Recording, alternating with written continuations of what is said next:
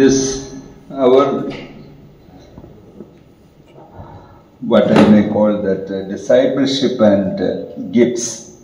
It's a difficult topic to preach and to practice, but this is the topic entrusted to me to share with you this morning. శిష్యత్వము మరియు దేవుని యొక్క కృపావరాలను వాడుకున్నట అనేది చాలా కష్టమైన topic, కానీ ఈ వాక్య భాగం నాకు షేర్ చేయమని చెప్పారు. Many Christians even haven't heard the word Great Commission in their lifetime. So మనమందరం కూడా క్రైస్తవులుగా ఉన్న మనమందరం కూడా గ్రేట్ కమిషన్ ఆ ఒక పదాన్ని ప్రతి ఒక్కరం విన్నాం. మనమందరం we are not jobless people, but we are having a job which is entrusted to us by our master Jesus Christ. మనం ఎవరికి ఉద్యోగం లేని వారం కాదు, మనందరికీ ఒక పని దేవుడు అప్పగించాడు మనందరికీ. What is that? Some people are satisfied by sharing gospel only. So ఆ పని ఏంది? చాలా మంది అయితే జస్ట్ ఒక స్వార్థ చెప్పేసి సంతృప్తి చెందుతారు. Some people are more and more encouraged in distributing Bibles to every home and giving baptism to all the ones. కొద్దిమంది ఏమో బైబిల్ని పంచుతూ ఉంటారు, కొన్ని అప్పుడప్పుడు బాప్తిజాలు ఇస్తూ వాళ్ళు ఆ పనిలో సంతృప్తి చెంది ఉంటారు. Some people are more interested in teaching the word of God and they are satisfied by doing that. కొద్దిమంది ఏమో వాక్య పరిచయం చేస్తూ ఉంటారు, నేను బాగా వాక్యం చెప్తున్నా అని ఆడికి హ్యాపీగా ఫీల్ అవుతుంటారు. But we have to say that all these things are in the process of making disciples. We have to go out, share gospel, then we have to baptize people who believe in the name of triune God, and also we have to teach them the word and obedience. Then only we will have disciples in our churches. So ఇవన్నీ వేరే వేరే పనులుగా అనిపిస్తున్నాయి, కానీ ఇవన్నీ కలిపితే శిష్యత్వం అనే ఒక పనికి స్వార్థ చెప్పడం కానీ, బాప్తిజం వేయడం కానీ, వాక్యం చెప్పడం కానీ, ఇదంతా అల్టిమేట్ గోల్ ఏంటంటే ప్రతి ఒక్క వ్యక్తిని శిష్యుడిగా చేయడం కొరకే. The details of discipleship is scattered throughout the New Testament in various passages. We can see part of the teaching in many gospels. So స్వార్థలలో చూస్తే శిష్యత్వం గురించి చాలా ప్రస్తావన అనేది మనకి కనిపిస్తూ ఉంటది. Mark chapter 16, where also we read the version of the Great Commission.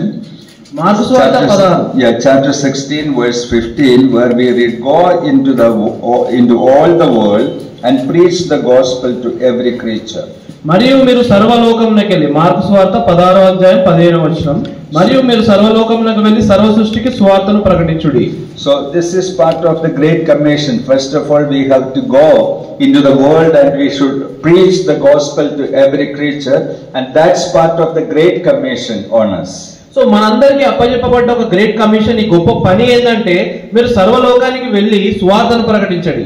Then Luke chapter 24 verses 46 and 47, where we read another dimension of Great Commission. అయితే మనము లూకా సువార్త 24వ అధ్యాయము 46-47 చూస్తే 24. సో ఇక్కడ లూకా సువార్త 24, 46, 47 చూస్తే, క్రీస్తు శ్రమపడి 3వ దినమున మృతుల నుండి లేచిననియు యెరూషలేము మొదలుకొని సమస్త జనులలో ఆయన పేరిట మారు మనస్సును పాప క్షమాపణయు ప్రకటింపబడినని వ్రాయబడి ఉన్నది. See here, Luke is giving another version of discipleship, that you people have to preach the gospel from Jerusalem to the end of the world. And what is the content of the message they have to deliver? Two things are necessarily to be involved. Number one, repentance in the name of Christ. And second, remission of sins in the name of Christ. So మన mark సువార్తలో చూసిన దానికి additional గా ఇక్కడ ఏముంది? ఆయన పేరట మారు మనస్సును పాప క్షమాపణ ప్రకటింపబడునని ఇక్కడ రాయబడి ఉన్నది. So these two things are to be preached in all nations in the name of Jesus Christ. యేసుక్రీస్తు నామములో ఈ యొక్క మాటలు మారు మనసు పాప క్షమాపణ సర్వలోకమున ప్రకటింపబడాలని ఇక్కడ వాక్యం. They were not entrusted to preach the prosperity theology. Nowadays very common all over the world, but they had to preach repentance and remission of sins in the name of Jesus Christ. So ఇక్కడ ఈ రోజులో చూస్తున్నట్లయితే సువార్త అందరూ ఏం చెప్తారు? గొప్పగా ధనవంతులు ఎలా అవ్వాలని చెప్తారు, కానీ అసలు ప్రకటింపబడాల్సిన వాక్యం ఏది? మారు మనసు పాప క్షమాపణ. Then in John chapter 20, where we read another version or another dimension of Great Commission.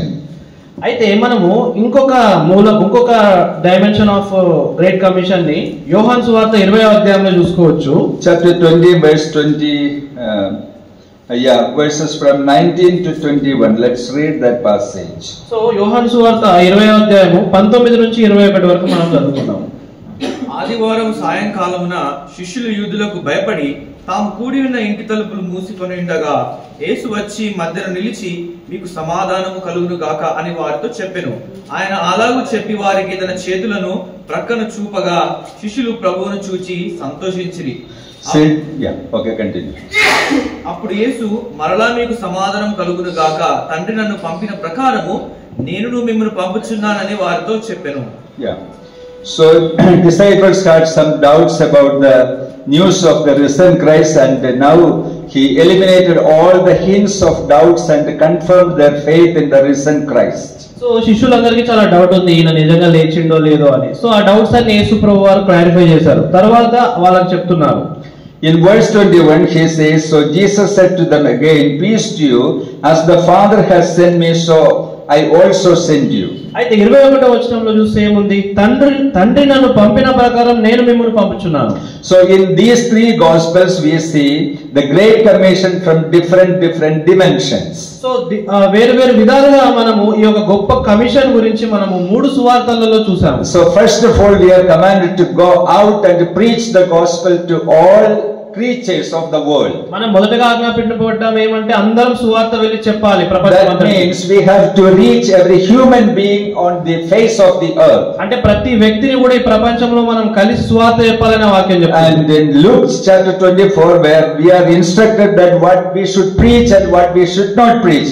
We have to preach the repentance and the remission of sins in the name of Jesus Christ. That's the most essential message for all the human beings. అంటే లూకా సువార్త 24వ అధ్యాయంలో ఏ వాక్యం చెప్పాలో ఏ వాక్యం చెప్పొద్దో చెప్పబడ్డది.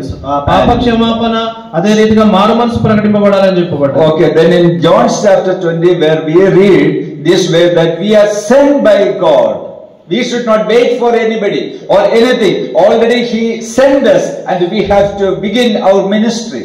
కానీ యోహాను సువార్తలో ఏం చెప్పబడ్డది? మనము దేవుని చేత పంపబడ్డాము. అంటే మనల్ని ఎవరు పంపనక్కర్లేదు, మనల్ని దేవుడే పంపుతున్నాడని మనం తెలుసుకుంటున్నాం. Some young brothers or sisters may be having a misconception in their heart that Lord has sent us, that we are staying in our hometown only. What's the meaning or what's the contradiction there? So చాలా మంది అనుకుంటారు ఏంది మరి దేవుడు ఏమో మమ్మల్ని బొమ్మంటుండు కానీ మనమేమో మన స్వగృహాలలో మన స్వప్రాంతాలలోనే ఉంటున్నాం కదా. Here the word sent simply means that entrusting us a certain kind of job to fulfill.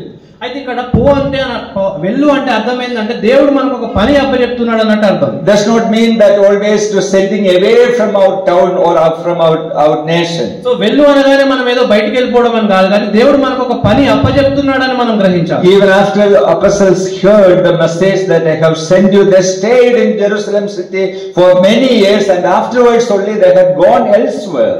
అపోస్తలులు కూడా వాళ్ళు వెళ్ళు అనగానే వాళ్ళు వెళ్ళలేరు, వారు యెరూషలేములోనే ఉండి కొద్ది రోజులు అక్కడ సువార్తను ప్రకటించిన తర్వాత వాళ్ళు బయటికి వెళ్ళారు. So the great ministry of great commission we can start right now from our hometown itself. So మనము కూడా ఈ గ్రేట్ కమిషన్ ని మనం ఎక్కడి నుంచో కాదు మన ప్రాంతాల నుండే ప్రారంభించాలి. Then Matthew chapter 28 verses 19 and 20 where we read the final form of great commission. So మన మత్తయి సువార్త 28వ అధ్యాయం 19-20 వచనాల్లో చూసుకుంటే ఇక్కడ ఈ ఫైనల్ యొక్క డైమెన్షన్ ఆఫ్ మనం ఏమంటారు గ్రేట్ కమిషన్ ని చూడొచ్చు. Can you just read verses from 18 to 20. అయితే యేసు వారి యొద్దకు వచ్చి పరలోకమందును భూమి మీదను నాకు సర్వాధికారం ఇవ్వబడి ఉన్నది, కాబట్టి మీరు వెళ్ళి సమస్త జనులను శిష్యులనుగా చేయుడి, తండ్రి యొక్కయు కుమారుని యొక్కయు పరిశుద్ధాత్మ యొక్కయు నామములోనికి వారికి బాప్తిస్మం ఇచ్చుచు నేను మీకు ఏ సంగతులను ఆజ్ఞాపించుతునో వాటినన్నిటినీ గైకొనవలెనని వారికి బోధించుడి, ఇదిగో నేను యుగ సమాప్తి వరకు సదాకాలము మీతో కూడా ఉన్నానని వారితో చెప్పాడు. In verse 18 he begins with saying that all authority is given unto me. So 18వ వచనంలో ఏముంది? సర్వాధికారం నాకు ఇవ్వబడినదని యేసు ప్రభువు చెప్తున్నాడు. In heaven and on earth. So భూలోకం మీద పరలోకం మీద అధికారం ఇవ్వబడింది. His authority is absolute and complete over heaven and down in earth. ఆయన అధికారం అంతటా ఉంది, భూలోకం మీద పరలోకం మీద సర్వము ఆయన అధికారం ఉంది. So the ministry of great commission is moving under the authority of Lord and Savior Jesus Christ. So ఈ గొప్ప సువార్త గ్రేట్ కమిషన్ అనేది ఆ గొప్ప దేవుడి అధికారంలో నడుస్తా ఉంది. In certain instances as we ministered the baptism in certain places. Some people asked us, on what authority have you doing all these things, or who has entrusted you or authorized you to minister all these things? Then we have quoted these verses that we are entrusted, we are encouraged, and we are authorized by our Jesus Christ. So చాలా మంది మేము సువార్త వెళ్తూ బాప్తిజం ఇస్తున్నప్పుడు చాలా మంది వచ్చి మమ్మల్ని ప్రశ్నిస్తారు, మీరు ఎందుకు, ఎవరు చెప్పారు బాప్తిజం ఏమని చెప్తారు. అప్పుడు నేనేం చెప్తా అంటే ఈ యొక్క సువార్త వాక్య భాగాన్ని వాళ్ళకి చూపిస్తా, మాకు దేవుడు సర్వాధికారి గల దేవుడే మాకు అధికారం ఇచ్చిండు బాప్తిజం వేయడానికి అని నేను చెప్తాను. In doing this ministry, sometimes we may be stuck with the fear of people, what they may do us if they will do some harm against us. Such insecurity feelings sometimes there will be in our minds. So మనం కూడా ఈ వాక్యం చెప్తున్నప్పుడు బాప్తిజం ఇస్తున్నప్పుడు చాలా భయాలు మనకు ఉంటాయి, ఎందుకంటే వాళ్ళు ఏమంటారు వీళ్ళు ఏమంటారు మనల్ని ఏం చేస్తారు అనే భయాలన్నీ మనకు కామన్ గా ఉంటాయి. See, all the disciples and apostles also had the same problem, and how did they meet all this problem? That confirming this verse in their heart, that means all authority either in heaven down on earth was given to him. So the disciples and the early church moved under the authority of Jesus Christ. So శిష్యులు కూడా అపోస్తులు కూడా ఇదే భయంలో ఉన్నారు, వాళ్ళు కూడా భయంతో బ్రతుకుతున్నారు. కానీ వాళ్ళు ఎలా ధైర్యం తెచ్చుకున్నారంటే ఈ గొప్ప సర్వాధికారి గల దేవుడు మా తోడుగా ఉన్నాడు, మాకు ఈ పని అప్పచెప్పిండు కాబట్టి మేము ధైర్యంగా ముందుకెళ్తామనే ధైర్యంతో ముందుకు కొనసాగారు. After stating all these things in verse 18, then only in verse 19 he said to them, then go. So 18వ వచనంలో నాకు మొత్తం అధికారం ఉంది కాబట్టి మీరు వెళ్ళుడి అని 19వ వచనంలో మనం చూస్తున్నాం. When here we see the job description, actually what is to be done in making a disciple. So ఇక్కడ ఒక జాబ్ డిస్క్రిప్షన్ ఉన్నట్టుగా శిష్యులుగా ఎలా మారాలనడానికి 19వ వచనంలో మనం చూడొచ్చు. In verse 19 where we read, go therefore and make disciples. So this is the main word of that passage. So ఇక్కడ ఈ ప్యాసేజ్ లో ముఖ్య భాగం ఏంటంటే మీరు వెళ్ళి సమస్త జనులను శిష్యులుగా చేయుడి. Make disciples, the main word, that's the most important touching thing that we have to do and perform in our ministry. So మన పరిచర్యలో కూడా ముఖ్యంగా చేయాల్సిన పని ఏంది, శిష్యులుగా చేయడం అనేది ఒక ముఖ్యమైన పనిగా మనం ఇక్కడ చూస్తున్నాము. Then going, baptizing, teaching, all these things are participles in the original language. So ఇప్పుడు తర్వాత చేసినట్లయితే ఇవన్నీ కూడా బాప్తిజం వేయడం ఇవన్నీ కూడా దాంట్లోనే కలిసిపోతాయి, కానీ ముఖ్యమైనది ఏంటిది శిష్యత్వం. But in English as we read we may be mistaken. Go in the original language as going a participle, but here we feel that this is a verb. Go is not a verb. So ఇక్కడ మనకు verse 19 the word go is not a verb but a participle. Okay. Participle, that means it has the form of verb and a noun, gerund. Okay. అంటే ఇక్కడ వెళ్ళు అనే పదం అనేది it's not exactly a verb. Okay. They understood. They understood, we understood. There is no problem. So go. Then baptizing. See, it's a participle. Then baptizing. Then verse 20, teaching them to observe. So going, baptizing, and teaching, all these three words as participles in the original language, not the main verb. So ఇక్కడ main verb లో కాకుండా ఇవన్నీ వెళ్ళడం గానీ బాప్తిజం ఇవ్వడం గానీ లేకపోతే ఇవన్నీ ఆజ్ఞాపించడం బోధించడం అని గానీ దాంట్లోనే కలిసి ఉన్నట్టుగా ఉన్నాయి. So what's the main verb is make disciples. ఇక్కడ మెయిన్ వర్బ్ లేకపోతే మెయిన్ క్రియ ఏంటంటే శిష్యులుగా చేయడం అనేది ముఖ్య అంశము క్రియ.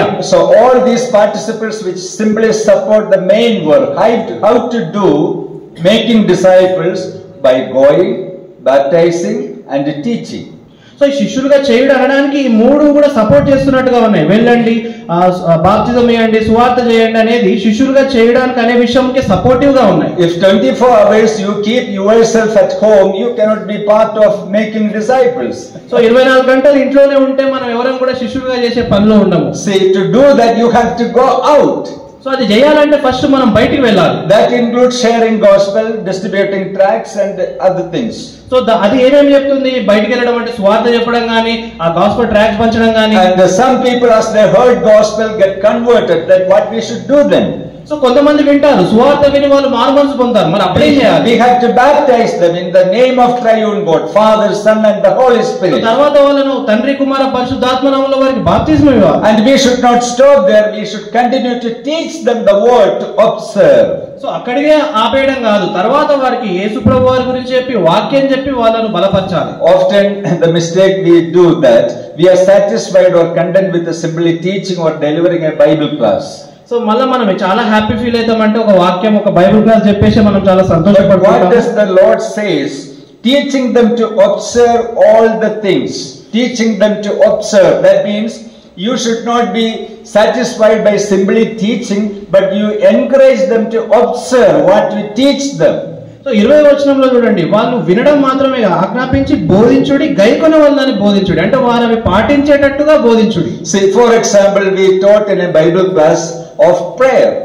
సో ఈ రోజు బైబిల్ క్లాస్ లో ప్రార్థన అనే విషయం గురించి ఒకవేళ మనం ఒక క్లాస్ And తీసుకున్నాం, everybody after the class said, brother, it was a wonderful class. Many things we did not hear so far. Very nice. Then we are satisfied with that. So class అయిపోయినాక brother చాలా class బాగుంది, ప్రార్థన గురించి We should not be satisfied with a simple appreciation of the brothers or sisters. So మనం ఎమ్మటే కూడా చాలా బాగా వాక్యం చెప్పారు బ్రదర్ అని అప్రిషియేట్ చేస్తాం, అక్కడికి అయిపోతుంది. In the following class, as we see them, we need to ask them a question. Brother, sister, have you started praying? So Bible class అయిపోయిన తర్వాత ఎవరైతే మన దగ్గరకు వచ్చి పొగిడారో వాళ్ళని అడగాలి, బ్రదర్ ప్రార్థన చేస్తురా, వాక్యం చదువుతురా? Then they may confess that no, we don't know how to pray. So వాళ్ళు అప్పుడు అంటారు, మాకు ప్రార్థన చేయడం తెలియదు బ్రదర్ అని చెప్తారు. Then what we may do? అప్పుడు మనం ఏం చేస్తాం? So come to my home. మనం వారిని ఇన్వైట్ చేస్తాం. Or let's go to the church, the place where we gather, church building. చర్చికి రండి, లేకపోతే మా ఇంటికి రండి, మీ ప్రార్థన ఎలా And we will sit together and we will pray to God. Then you can learn practically how to pray. So మనం కూర్చొని కలిసి ప్రాక్టికల్ గా నేర్పిస్తాము, మీరు కూడా అప్పుడు నేర్చుకుంటారు How to approach God, how to address God, how to present our needs, how to worship God. The hands of God by using the wonderful weapon fasting. అయితే fasting ఉండి, అవును బ్రదర్ చాలా మంచి వాక్యం చెప్పారు, దేవుని యొక్క హస్తాన్ని కదిలించే బలమైన ఉపవాస ప్రార్థన మేము చేస్తాం బ్రదర్ అని వాళ్ళు కూడా ఉత్సాహంగా అవుతారు. Then the next class, as we go and see them, we may ask them question, dear sister, you started fasting? అయిపోయిందని అడగాలి. తర్వాత నెక్స్ట్ వీక్ వచ్చినప్పుడు మరి ఉపవాసం ఉండడం స్టార్ట్ చేసి, it's very difficult, all alone I am so tired, I cannot do.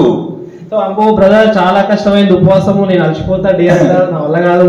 Then we can set apart a day for fasting and prayer along with some of the brothers and sisters of the church, by which we can help them how to observe the teachings of fasting. So తర్వాత వారికి ఒక రోజు మనం అందరం కలిసి కూర్చుందాము, ఒక రోజు fasting పెట్టుకుందామని కూర్చొని వాళ్ళకి అన్ని ఫాస్టింగ్ విషయాలు నేర్పించి ఆ విధంగా వాళ్ళని ట్రైన్ చేయాలి. In another small group, we taught the importance of the doctrines of the church and the assembling together. So తర్వాత ఇంకొక బైబిల్ క్లాస్ లో చెప్తాము డాక్టరీన్స్ ఆఫ్ చర్చ్ గురించి, వాక్యాన్ని గురించి, సంఘాన్ని గురించి వారికి బోధిస్తాం. Then the next time as we see them, why don't you start to come to the church? So తర్వాత వాళ్ళకి చెప్పాలి, మరి నెక్స్ట్ వారం కలిసినప్పుడు మరి చర్చికి రావచ్చు కదా, మరి ఇన్వైట్ చేయాలి. In another Bible class, we taught them the importance of giving to the Lord, and we can ask them the question, have you started to give to the Lord? So వాళ్ళు ఇచ్చుట గురించి వాక్యం విన్నారు, మరి next week ఏం అడగాలి, brother మరి ఏడవ స్టార్ట్ చేసినా అని అడగాలి. Yeah, exactly. Lord has taught these things. So యేసు ప్రభువారు ఈ విషయాలే మనకు బోధించారు. Lord taught them that you have to teach them all the things which I handed over to observe them in their practical lives. So నేనేమేమి చెప్పినో అవి మీరు ఆజ్ఞాపించండి, బోధించండి, వాటిని గైకొనేటట్టు చేయండి. In verse 20, Lord says, teaching them to observe all things that I have commanded you. So నేను ఏ సంగతులను ఆజ్ఞాపించితినో వాటన్నిటిని గైకొనవలనని వారికి బోధించుడి. Almost all brothers and sisters are satisfied in teaching their pet doctrines, not the entirety of divine counsel. So చాలా మంది కూడా ఏం సంతోషపడుతున్నారంటే కొంచెం పైన వాక్యం చెప్పేసి ఫుల్ గా చెప్పకుండా హాఫ్ చెప్తున్నారు. See, Acts chapter 20 verse 27, where Paul says, for I have not shunned to declare to you the all counsel of God. That means he did not keep anything in reserve, but he declared all the counsels to the Ephesian people. So అపోస్తల కార్యము 20వ అధ్యాయం 27వ వచనంలో మనం చూసుకున్నట్లయితే దేవుని సంకల్పం అంతయు మీకు తెలుపకుండా నేనేమీ దాచుకోలేదు. అంటే దాని అర్థం ఏంటంటే పౌలు గారు ఎక్కడ సగం సగం వాక్యం చెప్పలేడు, కంప్లీట్ గా దేవుడు ఏమేమైతే చెప్పిండో ఆ కంప్లీట్ గా వారికి వాక్యాన్ని బోధించాడు. How far our disciples will grow. So ఎలా శిష్యులు ఎంత గొప్పగా ఎదుగుతారనేది మనం చూడాలి. So far you teach them, so far you help them to observe. Up to that level, up to that point only they will grow.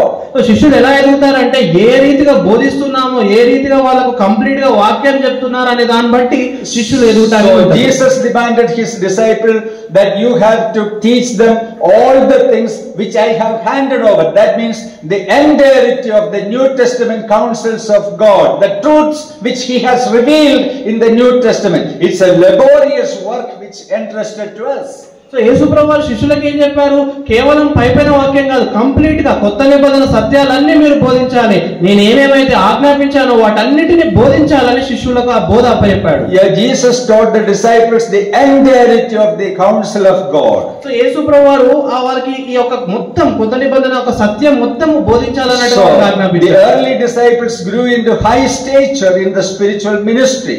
So అందుకే మరి ఆదిమలో ఉన్న శిష్యులు ఎంత గొప్పగా వాళ్ళ ఆత్మీయంగా ఎదగాలనేది మనం చూసుకోవాలి. Lord Jesus Christ revealed the entire counsel to Apostle Paul, so he became such a great stature in ministry. యేసుప్రభు వారు అపోస్తలుల పౌలు గురించి గొప్పగా చెప్పారు. యేసుప్రభు వారు మొత్తం అప్పచెప్పారు, సత్యం మొత్తం తెలియజేశారు. అయితే ఆ పౌలు గారు కూడా అంత గొప్పగా ఆత్మీయంగా ఎదగాలనేది మనం చూస్తున్నాం. Today what is often happen in many churches that we will be satisfied with sharing a simple thought to people. So కానీ ఇప్పుడు మనం అందరం దేనికి సాటిస్ఫై అయిపోతాం? మనకు వచ్చిన ఒక చిన్న ఆలోచనను చెప్పి చాలా హ్యాపీగా ఫీల్ అవుతాం. In many churches there is no regular Bible classes. So చాలా సంఘాలలో బైబిల్ స్టడీస్ కానీ క్లాసెస్ కానీ జరుగుటనేది లేదు. Bible class and prayer meeting they club together within 1 hour. So Bible class prayer meeting అన్ని కలిపి ఒక గంటలో అయిపోగొట్టేద్దామని చూస్తారు. See, the believers don't have time and the preacher also don't have time. Church అయ్యగారికి time లేదు, సంఘస్థులకు time లేదు. So they come together with a determination how early we can disperse the meeting. So వాళ్ళు ఎలా వస్తారంటే ఎంత తొందరగా వెళ్ళిపోవాలన్నట్టుగా వస్తారు. So as soon as they gather together, they will think how speedily we can disperse the meeting. రావడమే ఎంత తొందరగా వెళ్ళిపోవాలన్నట్టుగా ఆలోచిస్తుంటారు. So that's very unfortunate and sad. అది చాలా బాధాకరం కదా. So in order to teach our students, our brothers, first of all, we need to be a fine student of God's word. Then only we can teach them regularly. So మనం కూడా మన brothers కి సువార్త చెప్పాలన్నా, వాక్యం చెప్పాలన్నా first మనము చాలా మంచి Otherwise we won't be having the content in our heart to teach them. We desire to teach, but using what? మనకు చెప్పాలని ఆశ ఉంటది, కానీ మనలోనే కంటెంట్ లేనప్పుడు వాళ్ళకి ఏం చెప్తాము? So first of all, we should sit in the presence of the Lord and study the counsels of God, fill our hearts with those things, and then we should begin the word, the teaching of God's word. So మొదటిగా మనము దేవుని వాక్యంలో మంచిగా ధ్యానిస్తూ, దేవుని వాక్యంతో గడుపుతూ, ఆ వాక్యాన్ని అంతా మన హృదయంలో నింపుకుంటూ అప్పుడు మనం సువార్తను కానీ వాక్యాన్ని చెప్పాలి. In the book of Ezekiel, first of all, he was called in a vision and he was given scrolls of the scriptures and he was commanded to eat and fill your stomach and you will go to the place where I send you and you start preach the word of God to them. Ezekiel గ్రంథంలో దేవుడు అంటాడు, నేను నీకు వార్తా పత్రికలు అవి ఇస్తా, నువ్వు వాటిని తినాలి, ఆ వర్డ్ ని కన్జ్యూమ్ చేయాలి, అది కన్జ్యూమ్ చేసి నువ్వు వేరే వాళ్ళ దగ్గరికి నేను ఏమైతే చెప్పినో అది పోయి చెప్పాలంటాడు. See, this is the exact order that we have to follow. First of all, fill our stomach with the word of God. That means you study it, then go wherever God sends us, then start to teach and preach the word. Then the people will be transformed to the image of Christ. So first కూడా ఇదే order మనం అందరం కూడా పాటించాలి. మనం first మన కడుపుని దేవుని వాక్యంతో నింపుకోవాలి. ఆ వాక్యాన్ని నింపుకున్న తర్వాత బయటికి వెళ్ళి వాక్యాన్ని చెప్పి వాళ్ళందరినీ బలపరిచే విషయం మనం. Ezra chapter 7 verse 10 where read the same. We will read that statement, that verse. Okay, Ezra గ్రంథం 7వ అధ్యాయం 10వ వచనంలో కూడా ఆ వాక్య భాగాన్ని ఉన్నట్టుగా మనం చూడవచ్చు. Ezra chapter 7 verse 10. ఎజ్రా యెహోవా ధర్మశాస్త్రమును పరిశోధించి దాని చొప్పున నడుచుకుంటకును ఇజ్రాయేలీయులకు దాని కట్టడలను విధులను నేర్పుటకును దృఢ నిశ్చయం చేసుకొనెను. Yeah, he set his heart to study the law of the Lord, then to obey, then to preach the statutes and ordinances in the nation of Israel. The same we also have to keep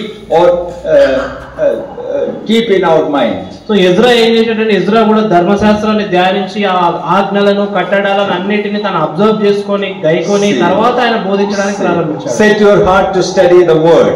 so ముందటగా మీ హృదయాలలో దేవుని యొక్క వాక్యాన్ని ధ్యానించడానికి Then set your heart to obey the word. So రెండోది మీ హృదయాలని ఆ వాక్యానికి Then set your heart to teach and preach the word. మూడోది ఆ వాక్యాన్ని బోధించడానికి మీ హృదయాలను So let's సిద్ధపరచుకోండి. come back to Matthew chapter 28 verse 19 and 20, where the same we are commanded to do in the New Testament that perspective.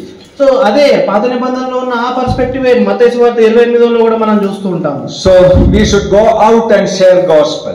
So మనం బయటికి వెళ్ళి సువార్తను ప్రకటించాలి. Those who are converted, we have to baptize them in the name of triune God. ఎవరైతే దేవుని నమ్మారో ఒప్పుకున్నారో వారిని మనం బాప్తిజం ఇచ్చి త్రియేక దేవుని నామములో వారికి And we have to teach them the word of God. So వారికి వాక్యాన్ని ప్రకటించాలి, అర్థం చేయాలి. Hand over the complete counsel of the New Testament to them. So వాళ్ళకు న్యూ టెస్టమెంట్ యొక్క కంప్లీట్ సత్యాన్ని వారికి అందింపజేయాలి. Encourage them to observe each lesson we teach them. So వాళ్ళకి ఏమేమైతే బోధిస్తున్నామో వాటిని గైకొనండి అని మనం ఎంకరేజ్ చేయాలి. Slow by slow they will be transformed to the image of Christ. So వాళ్ళు చిన్న చిన్నగా యేసుక్రీస్తు స్వరూపంలోనికి వారు Slow by మారుతారు. slow they will grow in the knowledge and in the grace of Jesus Christ. So వారు దేవుని యొక్క జ్ఞానములోను దేవుని యొక్క కృపలోను దినదినం వాళ్ళు ఎదుగుతారు. Slow by slow they will become mighty in the scriptures. So వాళ్ళు చిన్నగా దేవుని యొక్క వాక్యంలో శక్తిమంతులు So అవుతారు. this is the way actually we can make disciples. So ఈ విధంగా మనం శిష్యులను చేయాలనేది వాక్యం సెలవిస్తుంది. And in the New Testament we can read another thing, that Jesus commanded them to go to the end of the world and make disciples all the nations. So యేసుప్రభువు వారు వాక్యాన్ని ఏం చెప్పారంటే బూది అంతముల వరకు వెళ్ళి మీరు సువార్తను ప్రకటించాలి. And what disciples did? So మరి శిష్యులు ఏం చేశారు? మరి Say, చెప్పండి. think and answer. శిష్యులు ఏం చేశారు? What they did? Eh? Fish. They went out. No, don't jump into Galilee. You go beyond that. Okay. They prayed. Eh? They prayed. They prayed. See, once Holy Spirit came into them, then they started ministry. Okay, what actually the first ministry they had done?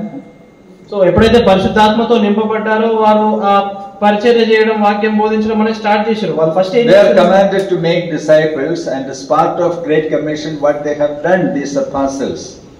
So వాళ్ళకి అప్పచెప్పబడ్డ great commission ని వాళ్ళు విన్నారు, కానీ ఆ శిష్యులు ఏం చేశారు అసలు అయితే? Went to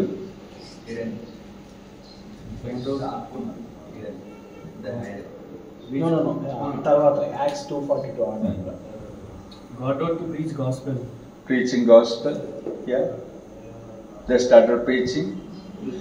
In other words, we can say they went everywhere and started churches.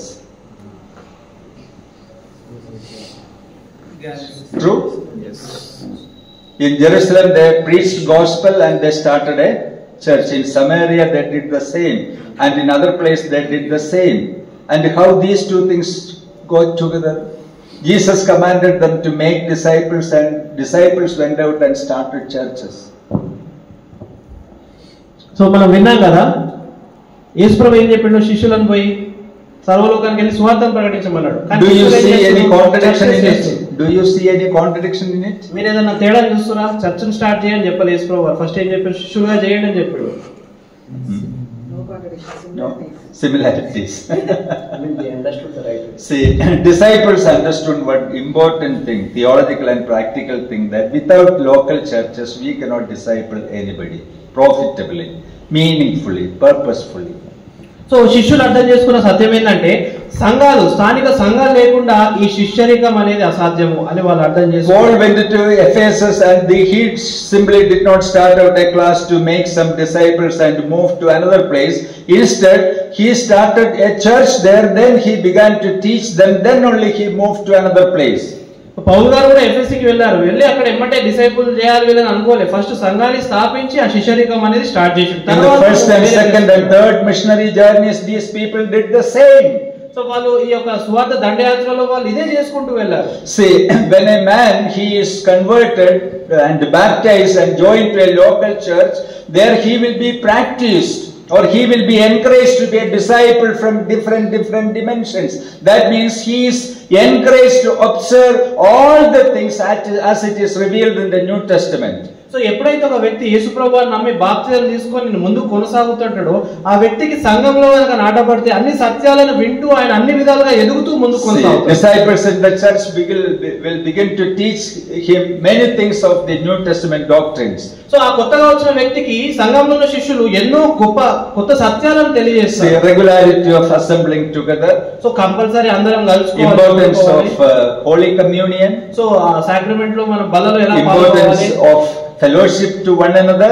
మరి సహవాసం యొక్క ముఖ్యత ఏంటి? The importance of studying God's word. వాక్యాన్ని చదవడం ఎంత అవసరం అనేది. Importance of giving to the Lord. So దేవునికి ఇచ్చుట విషయంలో ఎంత ప్రాముఖ్యత. Then they will take him out of the church to the unbelievers and they will help him to share gospel there. So బయటికి తీసుకెళ్లి ఆ వ్యక్తి ద్వారానే వేరే వాళ్ళకి సువార్త చెప్పించే విషయంలో హెల్ప్ చేయడం. And the church will help them to fan up his gifts in the church meetings. So ఆ చర్చ్ ఆ సంఘస్థులందరూ ఆ కొత్త విశ్వాసికి ఎంకరేజ్ చేసి తన గిఫ్ట్ ని and the church will teach him how to love God more than anything other things. So ఆ సంఘస్థులు ఏం చేస్తారు, ఇంకా దేవుని కంటే నువ్వు దేన్ని ఎక్కువగా ప్రేమించగలని నేర్పిస్తూ ఉంటారు. So this is the way only we can groom a man as a disciple of Jesus Christ. So ఈ విధంగానే మనం ఒక వ్యక్తిని శిష్యుడిగా చేయగలము.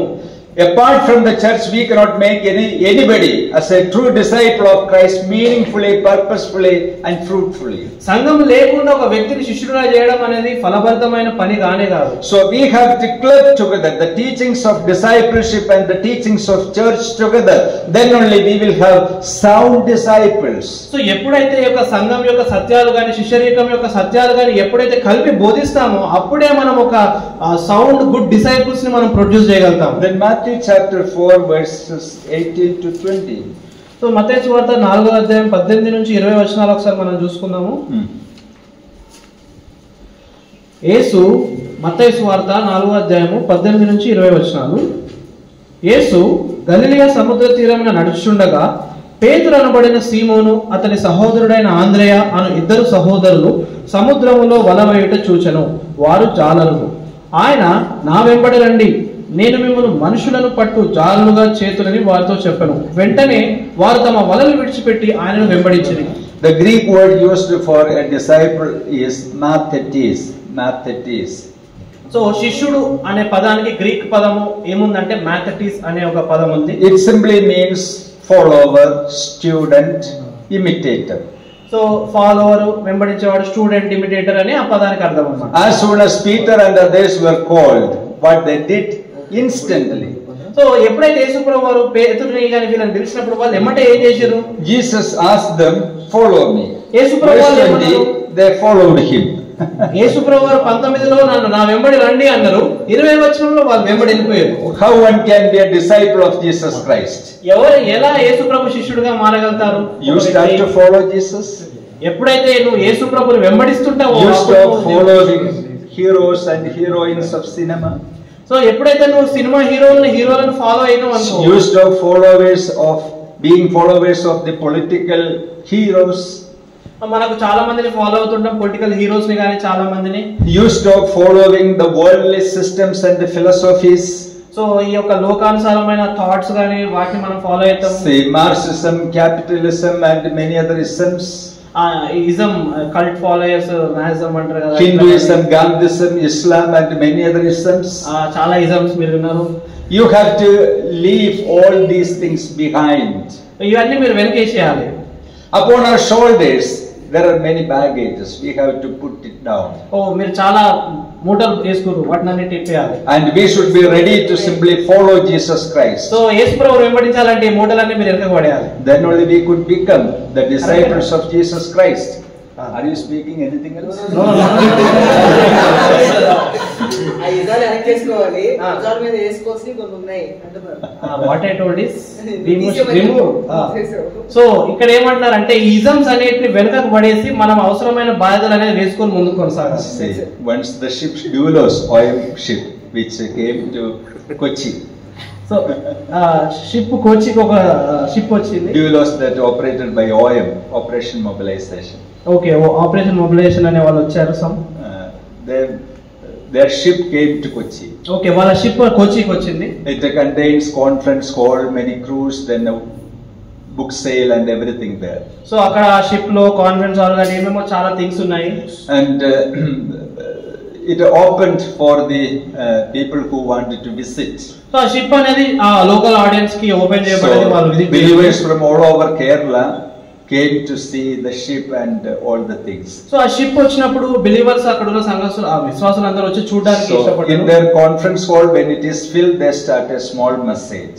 సో ఎప్పుడైతే కాన్ఫరెన్స్ హాల్ నింపబడ్డదో వాళ్ళు ఒక చిన్న వాక్యాన్ని బోధించడం స్టార్ట్ చేశారు. So white men from US began to teach many things. So అక్కడ యుఎస్ నుంచి వచ్చిన మరి వాళ్ళు చాలా సత్యాలను బోధించడం స్టార్ట్ And a చేశారు. man from Kerala, he started to translate the message into Malayalam. So ఈ మలయాళం వ్యక్తి ట్రాన్స్లేట్ చేయడం స్టార్ట్ చేసాడు. So Malayalam the brother from US speaks something else and he translates something else. And we heard two messages.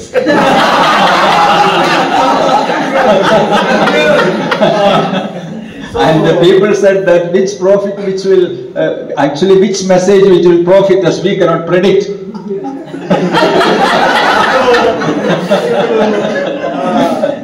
You all understood. So I preach something and he preaches something.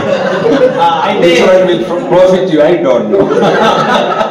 So ఆయన ఒకటి చెప్పిండు, ఈయన ఒకటి చెప్పిండు. So అక్కడ కూర్చున్న వాళ్ళు అనుకున్నారంట ఇద్దరు ఏ వాక్యం వినాలి, ఏది మాకు బ్లెస్సింగ్ మాకు అర్థం కావట్లేదు, హెల్ప్ చేయండి అని అడిగారు. No, he is translating very well. Yes, sir. Thank you. Then Jesus asked them to follow me. యేసుప్రభువు వారు ఏమన్నారంటే వాళ్ళను నన్ను వెంబడించండి అని చెప్పారు. And literally these people followed Jesus so Christ. యేసుప్రభువు వారు చెప్పగానే వాళ్ళు లిటరల్ గా వాళ్ళు యేసుప్రభువుని So వెంబడించారు. this is the exact thing that we have to copy in our lives. Simply, literally follow Jesus. So ఈ రోజు ఈ మన జీవితంలో కూడా ఇదే మనం పాటించాలి. మనం కూడా లిటరల్ గా యేసుప్రభువుని వెంబడించాలి. And when Jesus had seen them, then they were busy with their works. They were busy with their works. యేసుప్రభువు వారు వారిని చూచినప్పుడు వాళ్ళందరూ కూడా వాళ్ళ వాళ్ళ కార్యక్రమాలలో పనులలో బిజీగా ఉన్నారు. One brother once commented about this that Jesus will not call lazy people as his followers. So దీన్ని బట్టి ఒక దైవజనుడు ఏమని కామెంట్ చేసిండంటే ఈ సోమరిపోతులను దేవుడు ఎప్పటికీ పిలవడు అని. Those who are busy with their career, their vacation, only God calls.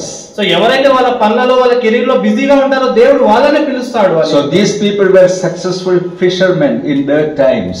So ఈ శిష్యులందరూ కూడా ముందు వాళ్ళు చాలా కెరీర్ లో సక్సెస్ఫుల్ గా ఫిషర్మ్యాన్ గా చాలా Day and బాగున్నారు. night they labored so that to support their families. So వాళ్ళు రాత్రి పగలు కష్టపడి వాళ్ళు వాళ్ళ ఫ్యామిలీస్ ని పోషించుకుంటూ So ఉన్నారు. once they were converted, they start to serve the kingdom day and night. So ఎప్పుడైతే తర్వాత వాళ్ళు శిష్యులుగా మారారో వారు దేవుని యొక్క రాజ్యాన్ని కూడా మరి రాత్రి పగలు ప్రకటించారు. And Jesus gave them a wonderful promise as reward for following him. What was that? It was, I will make you fishers of men. So యేసుప్రభు వారు వాళ్ళకి పిలిచినప్పుడు వాళ్ళకు ఒక గొప్ప మాట అన్నాడు, నేను మిమ్మల్ని మనుషులను పట్టు జాలరుగా చేస్తా అని చెప్పాడు. Now these people were fishers of men. So- Men of fishing. ముందేమో వీళ్ళు చేపలు పట్టే వాళ్ళుగా ఉన్నారు, కానీ ఇప్పుడు వీళ్ళు మనుషులను పట్టే జాలరుగా ఉన్నారు. They were fishermen and they were transformed by the work of the Holy Spirit. So వాళ్ళేమో చేపలు పట్టే వాళ్ళుగా ఉన్నారు, కానీ పరిశుద్ధాత్మ దేవుని కార్యం ద్వారా వాళ్ళు మనుషులను పట్టే జాలరుగా మారారు. Now once they became expert in getting people. So ఇప్పుడు వాళ్ళు ఎలా ఎక్స్పర్ట్స్, మనుషులను ఎలా పట్టుకోవాలనే విషయంలో చాలా ఎక్స్పర్ట్స్ గా I మారారు. think it has two meanings. So ఇప్పుడు ఈ విషయంలో రెండు అర్థాలను మనం One is చూడొచ్చు. winning souls. ఒకటేమో ఆత్మలను రక్షించుట అనేది, The other thing is that managing these saved souls. So రెండోది ఏంటంటే రక్షింపబడిన వారిని సంరక్షించుట అనేది మనం I am expert in winning souls, but a failure in managing the born again believers. I cannot be successful in my ministry. So మనము ఆత్మలను రక్షించే విషయంలో మంచిగా ఉంటూ వారిని సంరక్షించుటలో వాటిని కాచుట విషయంలో మనం ఫెయిల్ అయినాం అనుకోండి, I have won 20 souls, and as soon as they started to come to the church, by my poor management, all were dissatisfied with me and they departed from the church. So that happens many places. So మొదటిగా ఒక వ్యక్తి ఉన్నాడు, అతనికి 120 ఆత్మలు ఉండేవి, కానీ ఎప్పుడైతే ఆ ఆత్మలను సరిగా కాయలేక సంరక్షించలేక ఉన్నాడో చిన్న చిన్నగా వాళ్ళందరూ చెదిరిపోయి వాళ్ళంతా వాళ్ళ లైఫ్ లను దూరం చేసుకున్నారు. So we have to pray to Christ this way, that teach me, Lord, how to manage people. So ఈ రీతిగా మనము దేవునికి ప్రార్థించాలి, దేవా నేను ఆత్మలను ఎలా గైడ్ చేస్తూ సంరక్షిస్తూ ముందుకు how to handle people. So మనుషుల్ని ఎలా హ్యాండిల్ చేయాలనే విషయం. Sometimes we are over strict. So మనం చాలా స్ట్రిక్ట్ గా ఉంటూ కొన్నిసార్లు బిహేవ్ చేస్తుంటాం. we are very liberal. లేకపోతే మనం వాళ్ళని చాలా ఫ్రీడమ్ ఇచ్చేసి వాళ్ళని వదిలిపెడుతూ ఉంటాం. In between the balance. So కానీ ఆ రెండింటి మధ్య ఒక మంచి బ్యాలెన్స్ అనేది మనకు అవసరం. We need to be mature enough in handling the people whom they are entrusted under our care. So ఎవరైతే మన అండర్ లో ఉన్నారో వాళ్ళతో మనం చాలా మెచ్యూర్ గా డీల్ చేయాల్సిన అవసరం ఉంది. Over the 3.5 years of the training, these apostles became so experts in handling people. So యేసు ప్రభువుతో 3.5 సంవత్సరాలు ట్రైనింగ్ పొంది ఉన్నారు కాబట్టి వాళ్ళ తర్వాత మనుషులను డీల్ చేసే విషయంలో వీళ్ళు చాలా ఎక్స్పర్ట్స్ గా ఉన్నారు. In Acts chapter 6 there was a big issue came up. The church came almost the verge of a division, but the apostles by their wisdom, maturity, they managed it very well and the wounds were healed readily. అపోస్తలుల కార్యం 6వ అధ్యాయంలో ఒక గొప్ప problem జరిగింది. అక్కడ ఏం జరిగిందంటే సంఘం విభజింపబడే ఒక సిచ్యువేషన్ వచ్చింది, కానీ వీళ్ళు శిష్యులు ఎంతో మెచ్యూర్ గా ఆలోచించి వాళ్ళు ప్రార్థన చేసి వాళ్ళు మంచి డిసిషన్స్ అక్కడ తీసుకున్నారు. Okay, disciple means follower, then a learner and imitator. So ఒక శిష్యుడు అంటే ఒక ఫాలోవరు, ఒక లర్నర్, ఒక imitator, వెంబడించేవాడు. If you and me want to be a disciple of Jesus Christ, we should follow Christ. So యేసు ప్రభువు వారి యొక్క శిష్యుడిగా ఉండాలంటే మనం ముందు యేసు ప్రభువుని వెంబడించాలి. Wherever he goes, we have to follow him. So ఆయన ఎక్కడ వెళ్తాడో మనం ఆయనను అక్కడ వెంబడించాలి. See, he is the shepherd, where he goes the sheep go.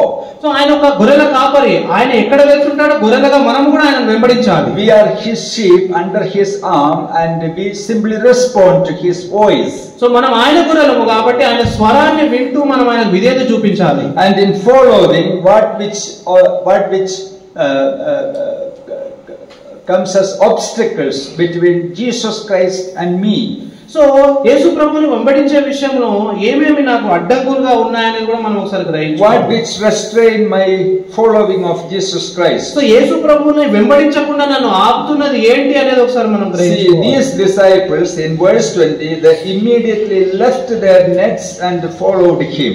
So ఈ మత్తయి సువార్త 4:20లో మనం చూసుకున్నట్లయితే వెంటనే వారు తమ వలను విడిచిపెట్టి As soon as they heard the command, follow me, they simply put aside their profession, their nets, and literally they began to follow Jesus Christ. So యేసు ప్రభువు ఎప్పుడైతే నన్ను వెంబడించాలో చెప్పగానే వాళ్ళు వాళ్ళ ప్రొఫెషన్ ని విడిచిపెట్టి వెంటనే వాళ్ళ వలను విడిచిపెట్టి దేవుని వెంబడించారు. So what actually restrains you from your following of Jesus Christ? So నిన్ను కూడా యేసు ప్రభువుని వెంబడించకుండా ఆపుతున్న ఆ విషయాలు ఏంటి?